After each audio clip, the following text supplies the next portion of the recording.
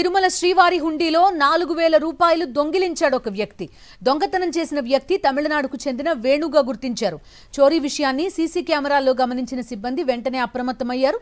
దొంగ కదలికలను సీసీటీవీ ద్వారా మానిటర్ చేసి విజిలెన్స్ సెక్యూరిటీ సిబ్బందికి సమాచారం అందించారు. రంగంలోకి దిగిన అధికారులు నిందితుడిని పట్టుకుని పోలీసులకు అప్పగించారు. పూర్తి డీటెయిల్స్ అందిస్తారు మా కరెస్పాండెంట్ ప్రసాద్. ప్రసాద్, ఎలా దొంగిలించగలిగాడు? 4,000 రూపాయలు దొంగిలించాడని చెప్తున్నారు. తిరుమల శ్రీవారి ఆలయంలో భక్తులు భక్తితో సమర్పించే కానుకలను దొంగ కాజేయడానికి ప్రయత్నించాడు. నిన్న సాయంత్రం దాదాపు 4 గంటల ప్రాంతంలో భక్తుల శ్రీవారి ఆలయంలో సోమవారం దర్శనం చేసుకున్న అనంతరం వెలుపులకు వచ్చే సమయంలో లోపల ఉన్న కంపెనీ ప్రకారంలో మెయిన్ ఉంది కాకుండా పక్కన స్టీల్ ఉండిలను టీటీడీ ఏర్పాటు చేసింది. భక్తులు అధిక రద్దీ ఉన్నప్పుడు ఆ ఉండిల్లో భక్తులు కానుకలు సమర్పిస్తూ ఉంటారు.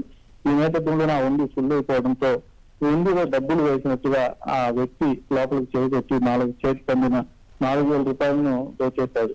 వెంటనే సీసీ కెమెరా ఫుటేజ్ ని పరిశీలిస్తున్న అక్కడ సిబ్బంది అతన్ని గుర్తించారు. అతని కదలికలను పసిగట్టి అక్కడ ఎక్కడున్నాడో వెంటనే విజిలెన్స్ సిబ్బందికి సమాచారం ఇవ్వడంతో అతన్ని కూడా అదుపులోకి తీసుకున్నారు. వెంటనే పోలీసులకు కూడా అతను అప్పగించడం జరిగింది. వీరి మీద పోలీసులు కేసు నమోదు చేసి విచారిస్తున్న పరిస్థితి ఉంది. అతను ఇదే మొదటిసారి గతంలో ఏమన్నా ఇలాంటివి చేశాడా అనే కోణంలో కూడా విచారిస్తున్న పరిస్థితి ఉంది. శ్రీవారి ఆలయంలో గతంలో కూడా అనేక మంది ఇలా దొంగతనాలకు పాల్పడ్డారు.